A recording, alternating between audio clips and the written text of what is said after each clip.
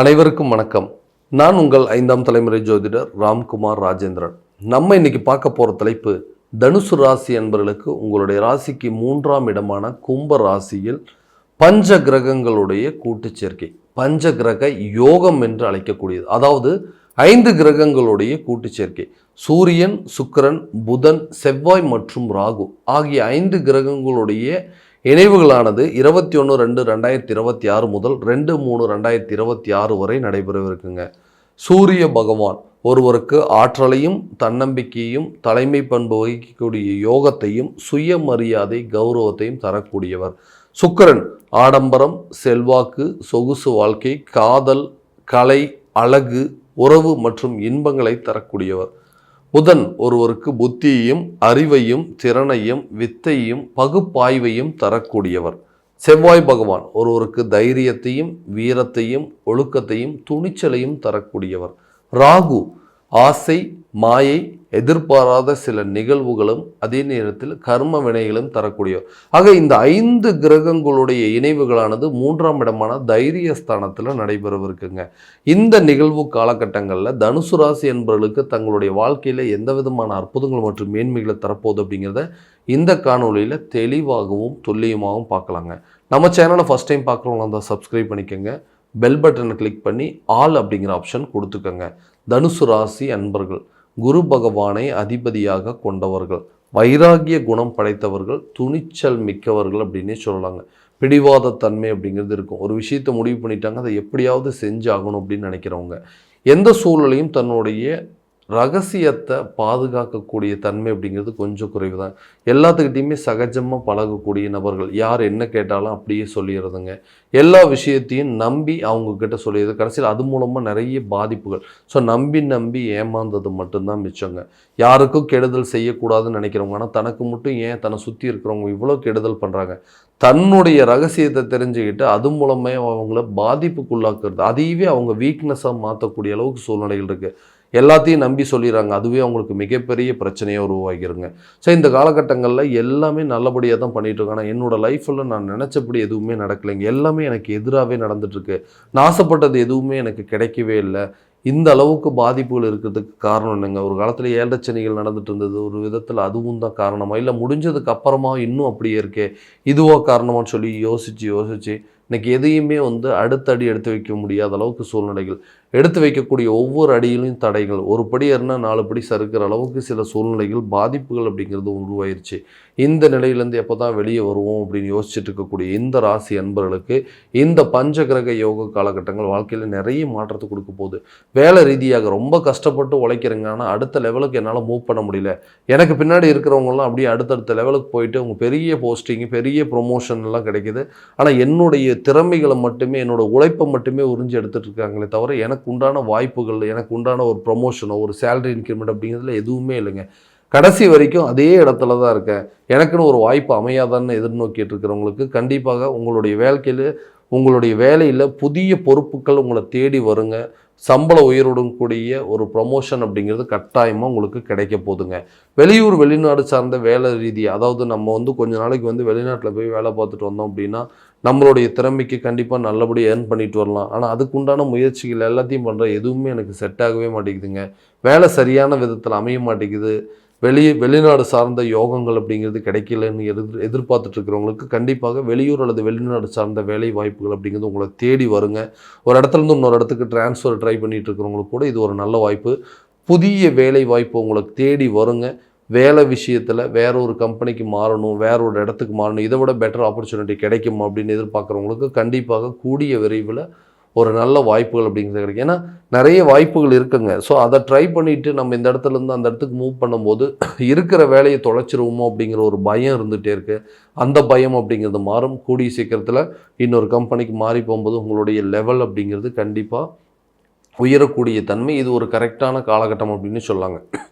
தொழில் ரீதியாக தொழிலில் நிறைய நுணுக்கங்களை, நிறைய விஷயங்களை கற்றுக்கணும் அப்படின்னு நினச்சி அந்த தொழிலில் சரியான விதத்தில் கொண்டு போகணும் அப்படிங்கும்போது அந்த தொழில் ரீதியாக நிறைய தடைகள் அப்படிங்கிறது வருதுங்க. அடுத்த லெவலுக்கு மூவ் பண்ண முடியல. நிறைய கற்றுக்கிட்டோம், நிறைய விஷயங்கள் செயல்படுத்தணும்னு நினைக்கிறோம். ஆனால் தொழிலில் எந்த ஒரு முன்னேற்றமும் இல்லாமல் இருக்குது. இருக்கிற லெவல் நாளுக்கு நாள் நஷ்டத்தை மட்டுமே ஏற்படுத்திகிட்டு இருக்குங்க. பணம் வந்துட்டு லாபம் வரலினாலும் பரவாயில்ல, அட்லீஸ்ட் நஷ்டமாகாமல் இருந்தால் போதும் அப்படின்னா, எதிர்பார்த்த விஷயத்தில் போட்ட பணமெல்லாம் வந்து தேவையில்லாத இழப்புகளாக மாறுது, நஷ்டங்களாக மாறுதுங்க. புதிய தொழிலை தொடங்க முடியல, அந்த தொழிலை வந்து அடுத்த லெவலுக்கு கொண்டு போக முடியல. நிறைய ஐடியாஸ் இருக்குங்க, நிறைய விஷயத்தை செயல்படுத்தணும்னு நினைக்கிறேன். ஆனால் ஒரே ரீதியாக தான் போயிட்டுருக்கு. அப் அண்ட் டவுன்ஸ் எதுவுமே இல்லாமல் அப்படியே ஒரே சீராகவே போயிட்டுருக்கு. லாபமும் இல்லை, நஷ்டமும் இல்லை. இதை நடத்தாமே இருக்கலாமே அப்படிங்கிற அளவுக்கு குழப்பம் வந்துடுது. ஸோ புதிய வாய்ப்புகள் உங்களை தேடி வருங்க. புதிய அதாவது கூட்டாளிகள் மூலமாக உங்களோட பிஸ்னஸை வந்து அடுத்த லெவலுக்கு கொண்டு போவீங்க. நிறைய விஷயத்தை டிஸ்கஸ் பண்ணி பார்ட்னர்ஷிப் மூலமாக நார்மலாக இருக்கக்கூடிய பிஸ்னஸை அடுத்த லெவலுக்கு கொண்டு போகிறதுக்கான வாய்ப்புகள் அப்படிங்கிறது உருவாகுங்க. ஸோ தொழில் ரீதியாக வெளியூரோ அல்லது வெளிநாடு பயணங்கள் மேற்கொள்வீங்க. உங்களுடைய வியாபார வர்த்தகத்தை வெளிநாடு சார்ந்த அளவுக்கு உங்களுடைய முன்னேற்றம் அப்படிங்கிறது கண்டிப்பாக இருக்க போதுங்க. குழந்தை இல்லாத நபர்களுக்கு குழந்தை பாக்கியம் இந்த காலகட்டங்களில் கண்டிப்பாக ஏற்படுங்க. ஒரு சில ட்ரீட்மெண்ட் எடுக்கிறதுக்கு பயந்துட்டு இருப்போம். ஓகே, இந்த ட்ரீட்மெண்ட் எடுத்தால் கண்டிப்பாக இந்த குழந்தை பாக்கியம் வருமா, ஸோ இந்த ட்ரீட்மெண்ட் எடுத்தால் இந்த சர்ஜரி பண்ணால் இந்த பாக்கியம் வருமா அப்படிங்கிற அளவுக்கு வாய்ப்புகள் இருந்தாலும் அதை சரியான விதத்தில் செய்ய முடியல. ஒரு பயமும் பதட்டமும் இருந்துகிட்டு இருக்குது. இதனால் குழந்தை பாக்கியம் அப்படிங்கிறது தள்ளி போயிட்டே இருக்குங்க. அந்த நிலை மாறும். கூடிய விரைவில் குழந்தை சம்மந்தப்பட்ட பாக்கியங்கள் அப்படிங்கிறது உருவாகும்.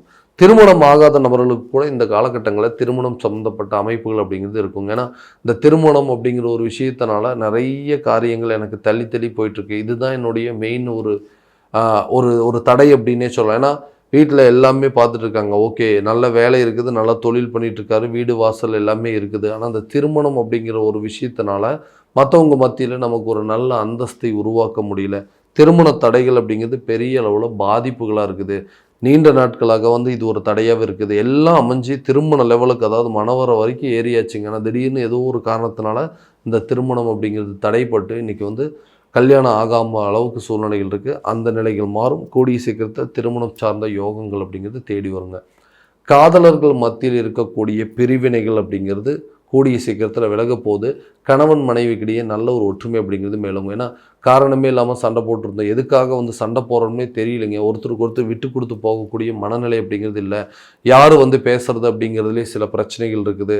அவங்க தானே என்னை விட்டுட்டு போனாங்க, அவங்களே என்னை தேடி வரட்டும், இவங்க தானே என்னை விட்டுட்டு போனாங்க, இவங்களே தேடி வரட்டும்னு சொல்லி காரணமே இல்லாமல் ஒரு ஈகோனால வந்து பிரிந்த குடும்பத்தை மறுபடியும் ஒன்று சேர்த்த முடியாத நிலையும், பிரிந்த காதலர்கள் ஒன்று சேர முடியாத நிலை, தன்னை வேண்டான்னு விட்டுட்டு போன நபர்கள்கிட்ட போய் மறுபடியும் திரும்ப பேசி அவங்கள வர வைக்கக்கூடிய நிலை, இந்த மாதிரி விஷயங்கள் எல்லாமே வாழ்க்கையில் மிகப்பெரிய தடைகளாக கொடுத்துட்ருக்கு. ஏன்னா நல்ல அமைப்புகள் இருக்குங்க. கணவன் மனைவிக்கிடையே நல்ல ஒரு ஒற்றுமை இருக்குது. அந்த பிரச்சனையை ஈஸியாக பேசி தீர்த்து கொள்ளக்கூடிய அளவுக்கு தான் இருக்குங்க. அதை யார் பேசுறதுங்கிற ஒரு ஈகோனால எல்லா விஷயமும் பாதிக்கப்பட்டு இன்றைக்கி ஒருத்தருக்கு ஒருத்தர் வந்து பிரிந்து வாழக்கூடிய அளவுக்கு நிலைகள் இருக்குது. அந்த நிலைகள் மாறும். பிரிந்த நபர்கள் ஒன்று சேருவாங்க. பிரிந்த கணவன் மனைவி ஒன்று சேருவாங்க. காதலர்கள் மத்தியில் இருக்கக்கூடிய கசப்பான அனுபவங்கள் மாதிரி அவங்க ரெண்டு பேரும் சேர்ந்து அந்த காதலை வந்து திருமணம் லெவலில் ஒப்புதல் பெறுவதற்கான வாய்ப்புகள் அப்படிங்கிறது இருக்குங்க. பிரிந்த நபர்கள் ஒன்றிணைவதற்கான சில யோகங்களும், விட்டு சென்ற நபர்களை தன்னை தேடி வரக்கூடிய அளவுக்கு வாய்ப்புகள் அப்படிங்கிறது இந்த காலகட்டங்களில் உருவாகும். வீடு வண்டி வாகனம் சார்ந்த யோகங்கள் அப்படிங்கிறது உங்களை தேடி வரப்போகுதுங்க. புதிய வண்டி வாகனங்கள் மாற்றுவதற்கான முயற்சிகள், ஆடை ஆபரணங்களை வாங்குவதற்கான சில வாய்ப்புகள் அப்படிங்கிறது கண்டிப்பாக இந்த காலகட்டங்களில் இருக்கும். ஸோ வாடகை வீட்டில் இருக்கிறவங்க சொந்த வீட்டுக்கு போகிறதுக்கான முயற்சிகள், அல்லது வீட்டு வேலை நின்று போயிருந்தவங்க கூட அந்த வீட்டு வேலையை மறுபடியும் தொடங்குவதற்கான வாய்ப்புகள்லாம் இந்த காலகட்டங்களில் கண்டிப்பாக உருவாகும். ஆரோக்கியம் சார்ந்த கெடுதல்கள் உங்களை விட்டு விலக போதுங்க. கண்டிப்பாக ஆரோக்கியத்தில் கொஞ்சம் கவனம் செலுத்தணும். ஹெல்த் ரிலேட்டடாக இது வரைக்கும் இருந்த அந்த பிரச்சனைகள் அப்படிங்கிறது உங்களுக்கு தெரிஞ்சு அதற்குண்டானபடி சில மருத்துவ முயற்சிகள் எடுப்பீங்க. ஆரோக்கியத்தில் கவனம் செலுத்தி கரெக்டான நேரத்தில் தூங்குறதும், கரெக்டான நேரத்தில் கரெக்டான ஃபுட் எடுத்துக்கிறது அப்படிங்கிறதெல்லாம் கண்டிப்பாக இந்த டைமில் நீங்கள் எடுத்துக்கணுங்க. கல்வி ரீதியாக இது இருந்து வந்த தடைகள் அப்படிங்கிறது அகலும். கல்வியில் நல்ல முன்னேற்றம் இருக்கும். கல்வியில் நாட்டம் இல்லாத நபர்களுக்கு கல்வி சார்ந்த யோகங்கள் அப்படிங்கிறது உருவாகுங்க. அரசு சம்மந்தப்பட்ட துறையில் எக்ஸாம் எழுதிட்டு இருக்கிறவங்களுக்கு இந்த காலகட்டங்களில் கவர்மெண்ட் ஜாப் கிடைப்பதற்கான வாய்ப்புகள் அப்படிங்கிறது இருக்குங்க. ஆரோக்கியத்தில், அதாவது கல்வி சம்மந்தப்பட்ட சில தடைகள், ஞாபக மறதிகள், மந்த நிலைகள், வீண் விரயங்கள் அப்படிங்கிறதெல்லாம் கண்டிப்பாக உங்களை விட்டு விலக போகுது. கடனை அடைப்பதற்கான முயற்சிகள் இந்த காலகட்டங்களில் நல்ல ஒரு பங்களிப்பு கொடுக்குங்க. ரொம்ப நாளாக எப்படியாவது இந்த கடன் அடைக்கணும், அதுக்குண்டான ஹெல்ப் அப்படிங்கிறது கிடைக்குமான்னு சொல்லி எதிர்பார்த்துட்டு உங்களுக்கு பண வரவுகள் தன்னை தேடி வரும். ரொம்ப நாளாக நீங்கள் யார்கிட்டயாவது உதவி கேட்டிருந்தீங்கன்னா கூட அந்த உதவிகள் இந்த காலகட்டங்களில் உங்களுக்கு கைக்கு வந்து சேரும். ஸோ இது வரைக்கும் நம்ம பார்த்தது எல்லாமே கோச்சார ரீதியான பலன்கள் தான். இந்த பலன்கள் அனைத்து உங்களுக்கு நடக்குமானா உங்கள் சுய ஜாதகத்தை முழுமையாக தெரிஞ்சுக்கிட்டு அதற்குண்டானபடி ஸ்டெப் எடுக்கும்போது தான் கண்டிப்பாக எல்லா விதமான வெற்றிகள் அப்படிங்கிறது உங்களுக்கு கிடைக்குங்க. உங்களுடைய ஜாதகத்தை எங்கிட்ட பார்க்கணும் விருப்பப்பட்டீங்கன்னா கீழே தெரியிற நம்பருக்கு காண்டாக்ட் பண்ணி அப்பாயின்மெண்ட் ஃபிக்ஸ் பண்ணிக்கோங்க. அப்படி இல்லையா உங்களோட ஜாதகத்தை வாட்ஸ்அப் மூலமாக அனுப்பிச்சி வச்சிங்க அப்படின்னா தெளிவான முறையில் கணிச்சு துல்லியமான பலன்கள் அப்படிங்கிறது உங்களுக்கு தெரியப்படுத்தப்படுங்க. மீண்டும் அடுத்த காணொளியில் உங்களை சந்திக்கும் வரை உங்களிடமிருந்து விடைபெறுவது உங்கள் ராம்குமார் ராஜேந்திரன். நன்றி.